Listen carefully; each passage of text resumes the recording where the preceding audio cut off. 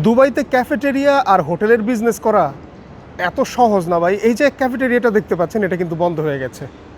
তিনটা কারণে আপনি ক্যাফেটেরিয়া আর হোটেল বিজনেস করতে পারবেন না দুবাইতে। না, সেই তিনটা কারণ কি সেটাই বলছি। আর সব কিছু রেডি অবস্থায় এই ক্যাফেটেরিয়াটা এখন বিক্রি করা হবে। আপনারা যদি নিতে চান, কেউ যারা দেরাতে আছেন, দেরাতে যারা এই ক্যাফেটেরিয়ার বিজনেস করতে চান, তারা যোগাযোগ করতে পারেন। ডিসক্রিপশনে নাম্বার দেওয়া থাকবে। আসসালামু আলাইকুম বন্ধুরা, আমি আপনাদের ভাই বায়েজিদ আপনাদেরকে আরও একটা ভিডিওতে স্বাগত জানাচ্ছি। অনেকেই দুবাইতে ক্যাফেটেরিয়া আইডিয়ার জন্য বলেছেন। এখন আপনাদেরকে বলছি, দুবাইতে তিনটা বিষয় মাথায় রাখতে হবে আপনি যদি হোটেল বিজনেস অথবা ক্যাফেটেরিয়ার বিজনেস যদি দিতে চান।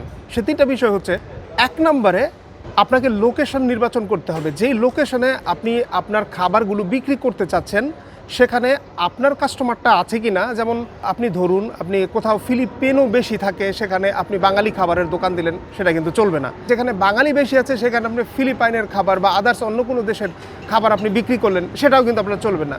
সুতরাং আপনার এই ন্যাশনালিটি জোন দেখে কিন্তু আপনাকে সেই অনুযায়ী দোকান দেখতে হবে। আরেকটা বিষয় হলো ভাড়া।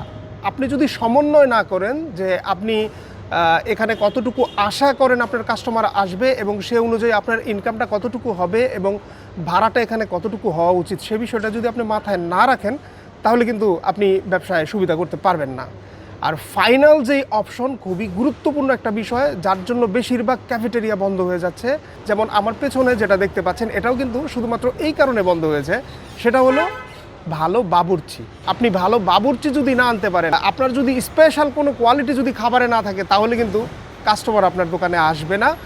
আর এ কারণেই অনেক হোটেল বন্ধ হয়ে যায় এবং আমার পিছনে যেই হোটেলটা দেখতে পাচ্ছেন, এজন্যই বন্ধ হয়ে গেছে। আপনাদেরকে ভেতরটা দেখাই। দেখতে পাচ্ছেন সদ্য বন্ধ হয়েছে, এই কিছুদিন আগেও এটা হাতে গোনা কয়েকদিন আগেও এটা খোলা ছিল। আর এগুলো দেখেন কত বিশাল বড়। এদিকে হচ্ছে কিচেন, দেখেন কত বড় কিচেন। সব এই যে মশলা থেকে শুরু করে যা যা সব কিছু কিন্তু এখানে স্টকে রয়েছে। এই যেটা চুলা, দেখেন চুলাটা কত বড়। ফ্রিজ, এবং এই যে এখানে কাটিকুটি করে সিন।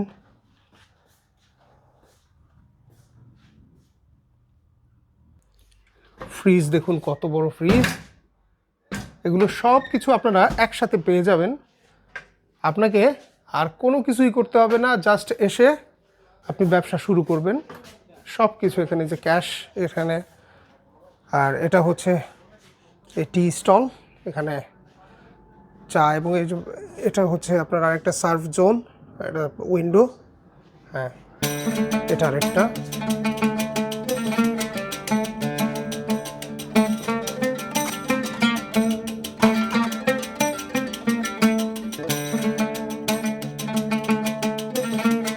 আর এই সেকশনটা দেখতে পাচ্ছেন, এখানে কাস্টমার যারা আছে তারা এখানে বসে খায়।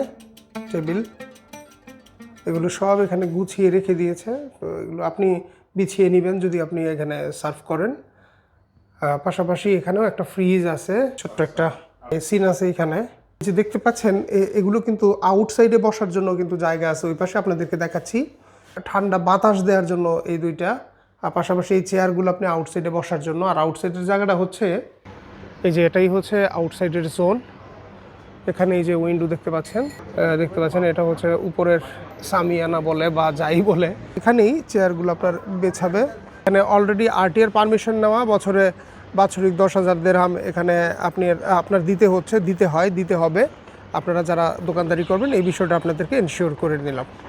আর এই এলাকাটা একটা জনবহুল এলাকা। এখানে কিন্তু প্রচুর পরিমাণে মানুষ বসবাস করে, কাজ করে। পাশাপাশি যে হোটেলগুলো রয়েছে সেখানে কিন্তু প্রচুর পরিমাণে কাস্টমার কিন্তু ভিড় করে। বাট এখানে তারা এটা জমাতে পারে নাই শুধুমাত্র খাবারের কোয়ালিটির কারণে। যারা কিনা শুধুমাত্র ব্যবসা লাভ হবে এরকম ভেবে বিজনেসে করতে চান, তাদেরকে আমি বলবো অবশ্যই এই বিষয়গুলো মাথায় রেখে যদি অথেন্টিক কিছু অ্যাড করতে পারেন বিজনেসে, তাহলেই আপনারা দুবাইতে ব্যবসার কথা চিন্তা করুন। নয়তো আপনার সফলতা পেতে অনেক কষ্ট হবে ভাই, অনেক কষ্ট হবে।